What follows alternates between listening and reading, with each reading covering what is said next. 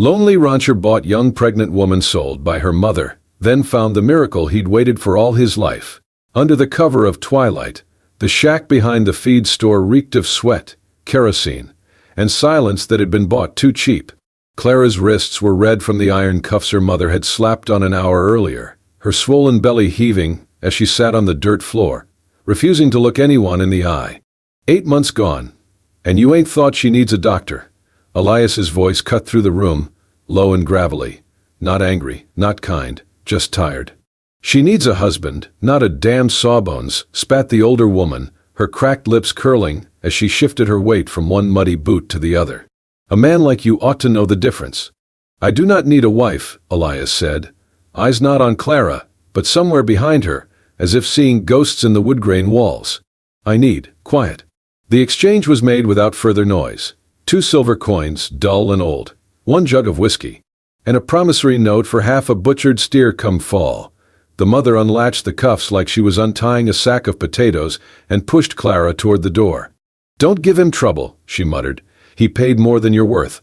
Elias did not touch her. He only nodded toward the waiting horse, its mane slick with sweat.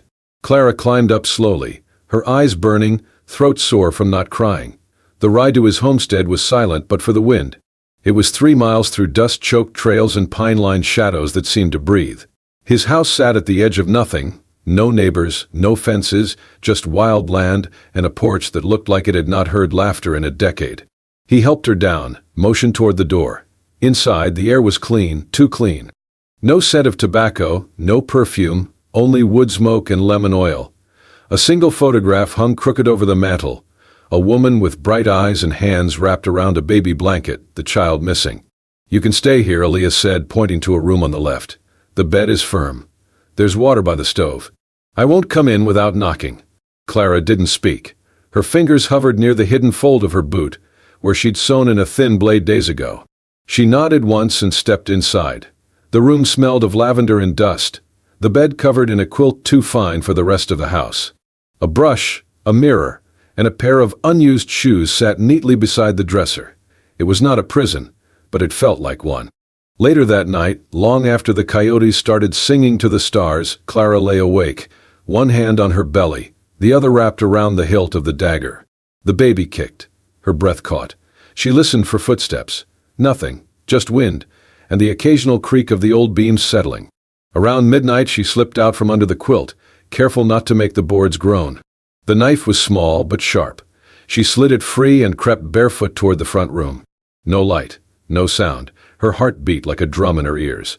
She moved to the porch. Rain had begun to fall, thin, cold, whispering. She saw him then. Not in bed, not watching her, but kneeling on the wooden boards, oil lamp guttering beside him. Elias was threading new leather into a torn saddle, his brow furrowed in concentration, his hands steady.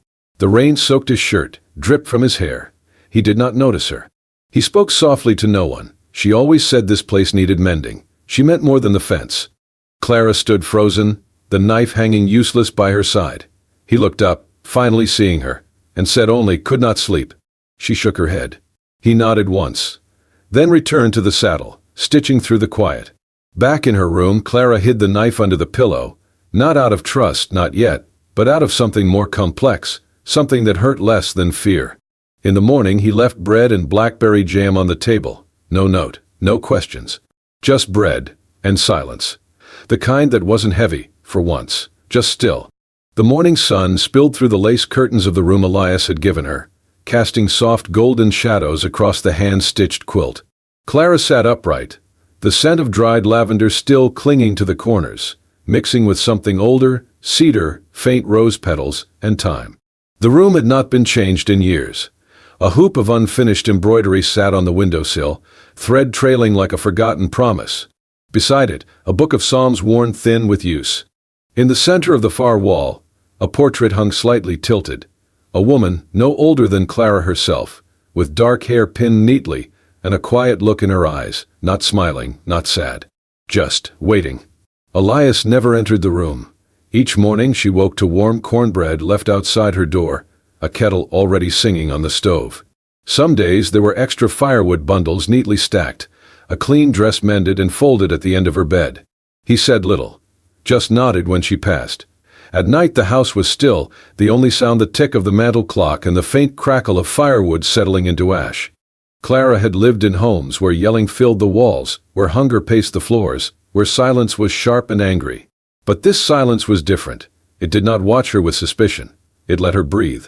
One afternoon, as the wind shifted and clouds gathered low over the valley, a sharp knock startled Clara while she peeled carrots by the open window. Elias opened the door before she could react.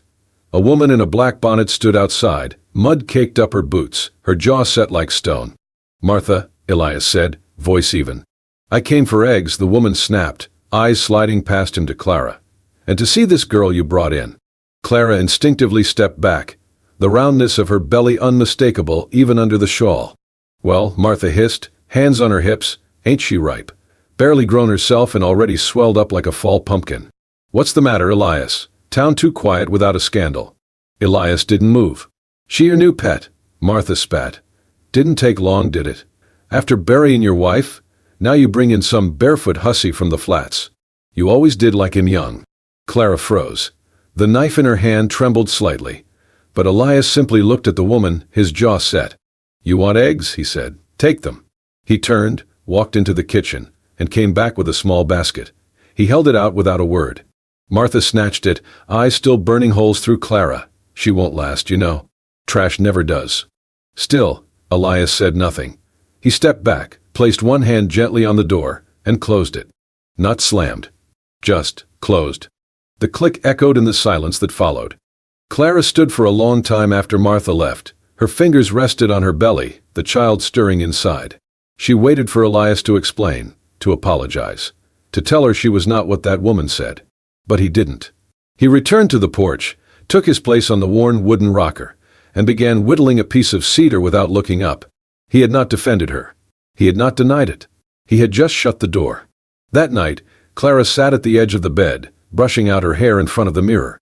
Behind her, the portrait of the other woman, the wife, watched in stillness.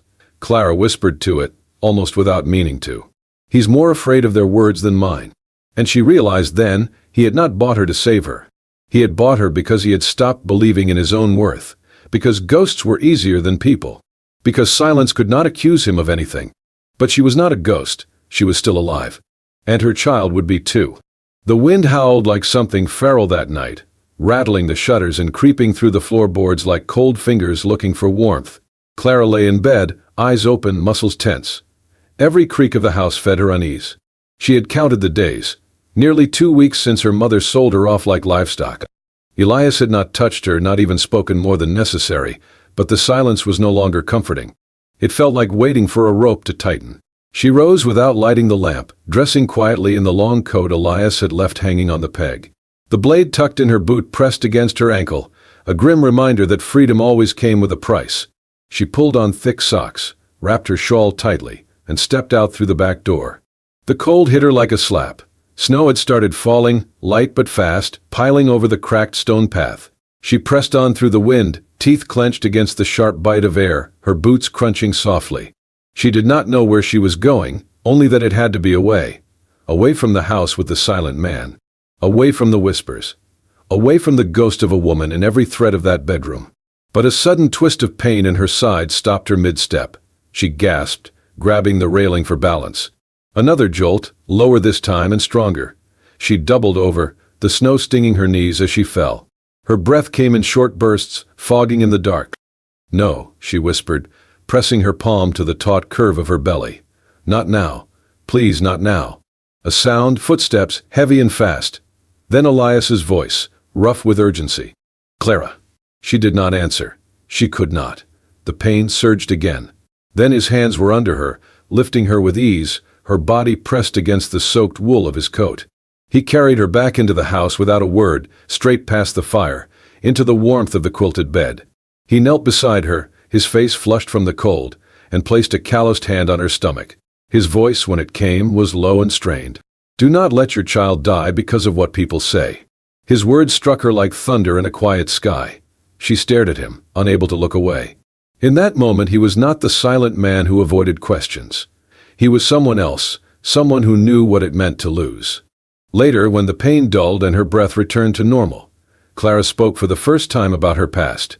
She wanted me to serve drinks, she said, eyes fixed on the dancing flames in the hearth. To pour whiskey and sit on laps and smile like nothing mattered. The miners paid better if the girl was pretty. She paused, fingers gripping the edge of the quilt. I said no. Once. Just once. She locked me in the goat shed for 2 nights. After that I stopped saying no. Elias said nothing. He just stared into the fire, shoulders tense. I ran, Clara continued.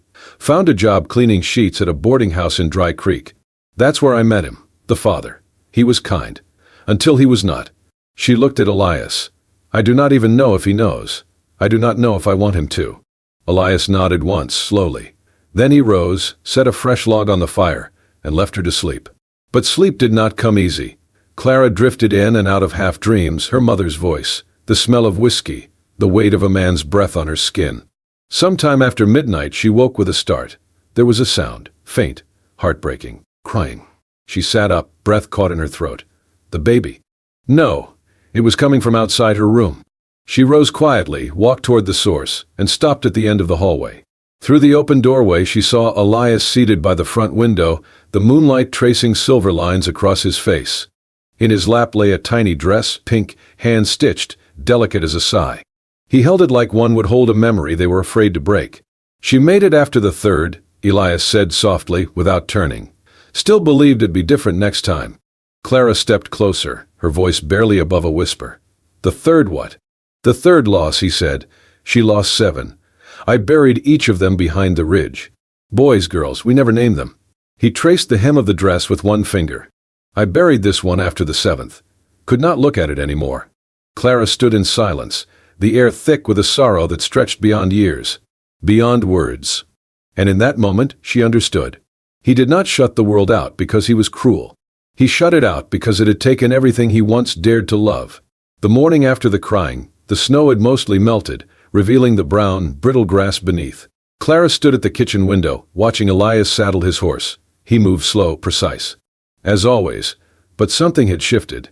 Last night had changed the quiet between them into something else, no longer made of fear or uncertainty, but of shared sorrow. After he rode off toward town, Clara wrapped herself in her shawl and stepped outside. The wind had softened, the air damp with thaw. She followed the narrow trail behind the barn, boots crunching on half-frozen soil, past the chicken coop and the broken fence. The footprints led her farther than she had ever dared to go, through a thinning grove of pine, up a gentle rise where the trees grew sparse and the sky widened.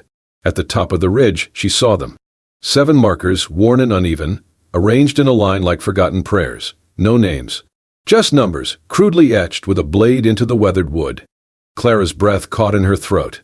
She knelt before the last one, the 7th.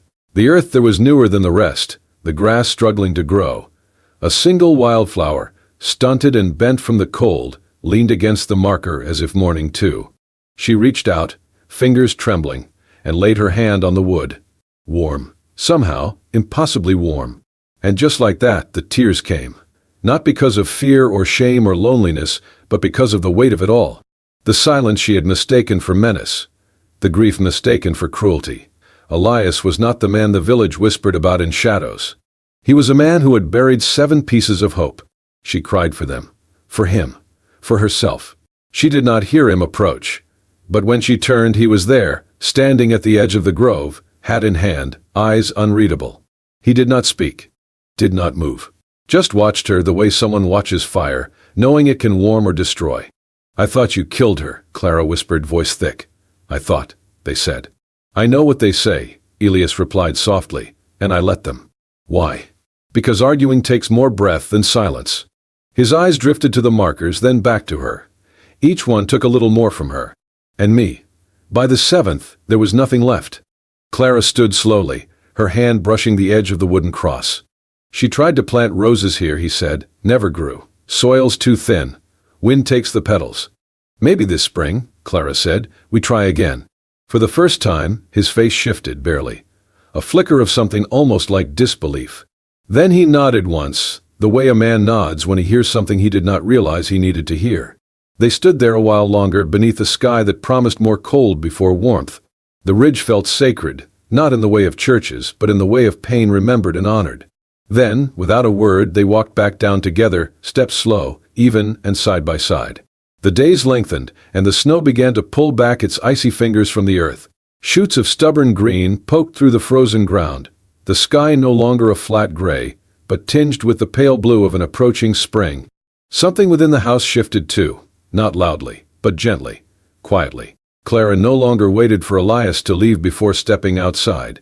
She joined him, pulling on gloves, holding nails as he mended the south fence, handing him boards as he patched the roof of the woodshed. She limped a little now, the weight of her belly more pronounced with each week, but she moved with purpose. At noon she cooked corn cakes, stewed beans, rabbit Elias trapped that morning. Sometimes he spoke, most times he listened.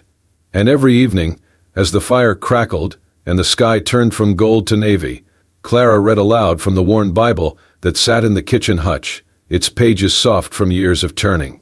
She read slowly, pausing to ask questions, to wonder aloud about passages. What does it mean when it says, "Sorrow may endure for a night, but joy cometh in the morning"? Elias, carving a spoon from hickory in the rocking chair, replied without looking up. It means sometimes you have to lose something to understand what's worth finding.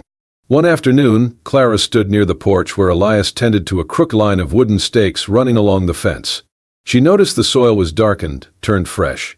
Beside each stake sat a bulb, half buried. "You're planting roses again," she said, stepping closer. He glanced up, wiping his hands on a rag. "They won't take, never have." Clara crouched slowly beside one, her hands pressing lightly into the earth. "Then why keep trying?" Elias shrugged. "Because she believed they would. Said even the hardest ground gives in if you're patient enough." "And you?" He hesitated, then looked at her fully. "I never believed it, but I kept planting. Because when she looked out and saw them, even the ones that didn't bloom, she smiled like they did." Clara swallowed the lump rising in her throat. She reached for one of the stakes and turned the soil gently, carefully recovering the bulb. I think she was right. Later that night, as wind whispered against the windows and the warmth from the stove wrapped the room like a blanket, Clara sat at the table, one hand on her stomach. The baby kicked beneath her palm, rhythmic and strong. "If it's a girl," she said softly, "I'll name her Rose." Elias looked up from his whittling. His eyes met hers, quiet, steady. "She'll be stubborn," Clara added. "She'll grow where no one thinks she can, even if it takes time." Elias set the carving aside and nodded, not quickly, but with weight.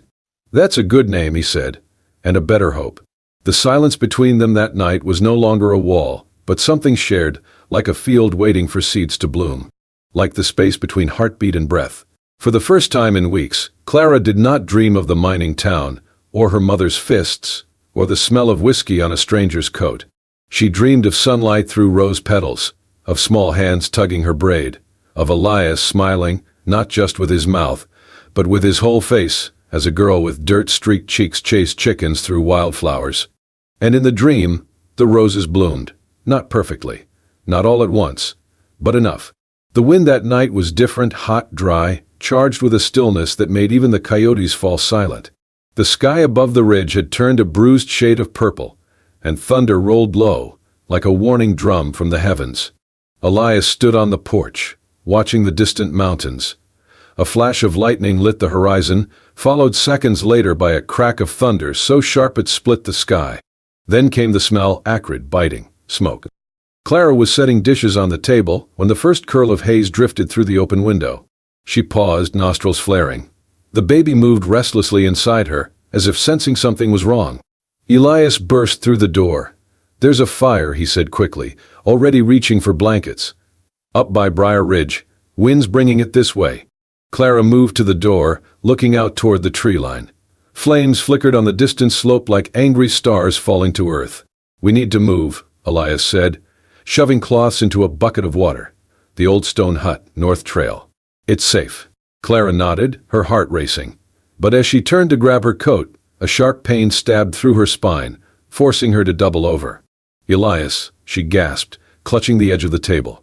He was at her side in seconds, eyes wide. "It's time," she whispered, panic rising in her throat. "The baby." Another contraction hit, harder this time, stealing her breath. Smoke thickened around them. The fire was coming fast. Elias did not hesitate. He soaked 2 blankets in the bucket, wrapped one around her shoulders and the other around himself. Then, with strong arms, he lifted her as if she weighed nothing, cradling her belly against his chest. "Hold on," he said, and kicked the door open. Outside, the world had turned orange. Ash floated through the air like snow, and the wind screamed across the field, carrying sparks with it. The trail to the stone hut twisted through a narrow ravine, half choked with dry brush, and the flames were hungry. But Elias knew the way. He moved fast, breath coming in short bursts, boots thudding over the dry earth. Clara cried out as another contraction racked her body. "I cannot," she gasped. "I cannot do this." "Yes, you can," Elias gritted. "Just breathe. Hold on to me." The fire was behind them now, but not far. Trees crackled and burst in flame along the ridge. Smoke poured into the trail like a black tide. Clara buried her face into his chest, trying to block the heat, the fear, the pain. Each step jolted her. Each breath tasted of cinders. Then, just as her vision started to fade, they reached it, the old stone hut built into the hillside, part root cellar, part memory. It had once been a birthing place too, long ago, when hope had lived inside it. Elias kicked the door open, carried her in, and set her down on the straw-strewn floor. The walls were cool, thick, untouched by fire. He worked fast, laying her on the blankets, fetching water from the barrel stored inside, lighting a small oil lamp. Outside, the fire roared, but the stone muffled the sound to a distant thunder. Clara screamed as another wave hit. Her body buckled. She clutched Elias's hand, nails digging deep. "I am scared," she whispered.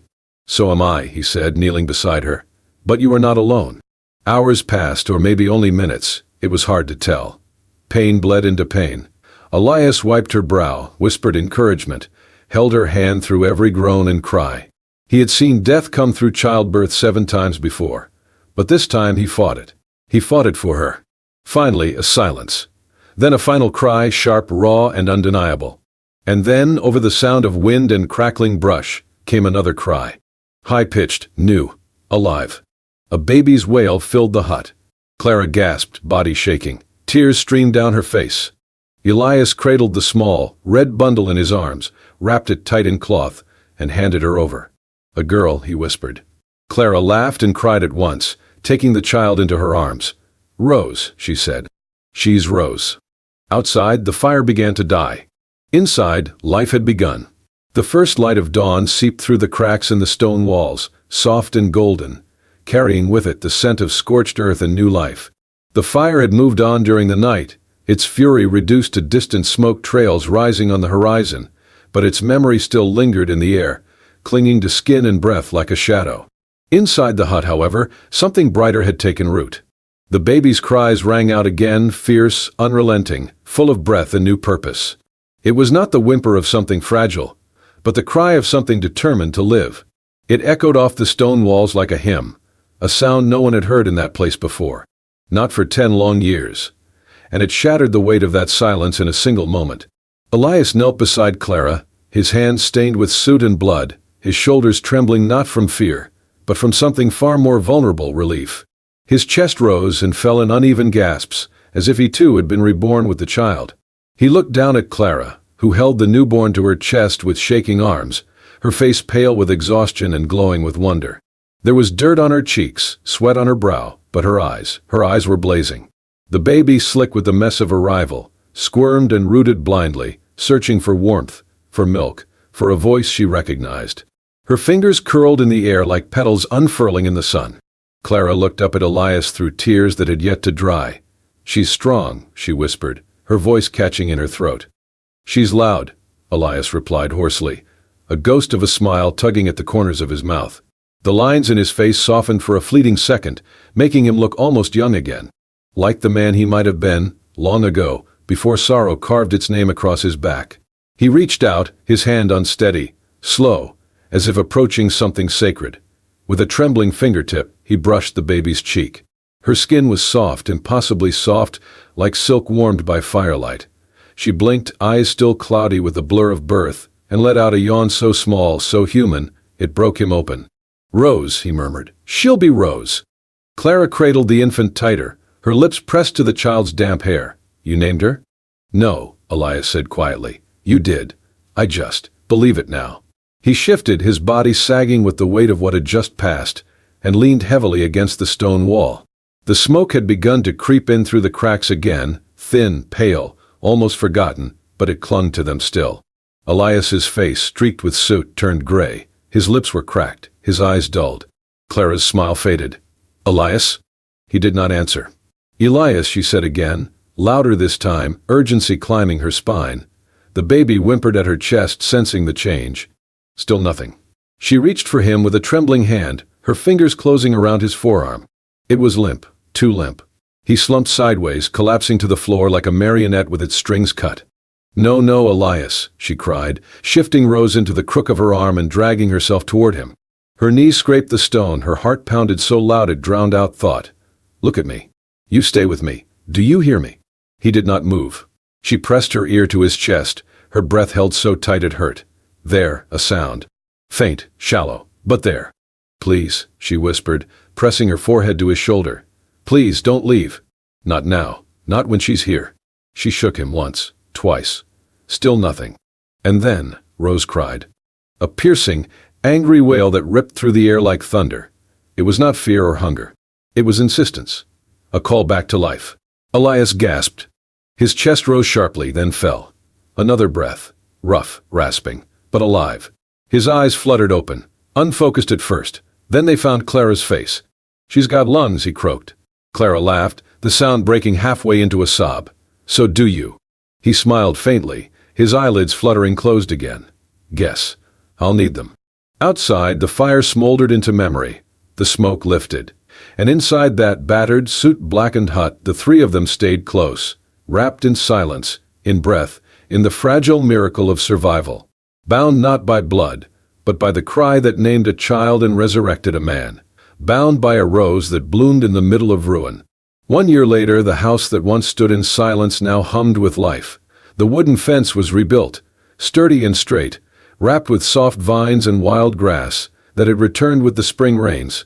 A cradle sat by the front window, carved from cedar and smoothed by hand, where a baby once slept and now stood, learning to walk, one wobbling step at a time. The rose bushes by the porch had bloomed. Not all of them, not perfectly, but enough. Delicate pink petals opened toward the sun, stubborn and tender. They grew where only failure had lived before. Inside the house, laughter echoed in the kitchen, Clara stirring stew, humming softly as Rose babbled on the floor, clutching a wooden spoon like a scepter. Elias sat at the table, mending a doll's torn arm with the same patience he once used to sew saddles and shoes. Letters came now, wrapped in blue ribbon or tucked inside baskets of cornbread and peach jam. Some were apologies. Some were blessings. All came from the same mouths that had once whispered cruelty. They left quilts, socks, even a note scribbled in a child's hand that said, "Sorry for what my mama said." The porch became a gathering place on warm evenings. Sometimes neighbors stopped by, awkward at first, bringing pie or old stories.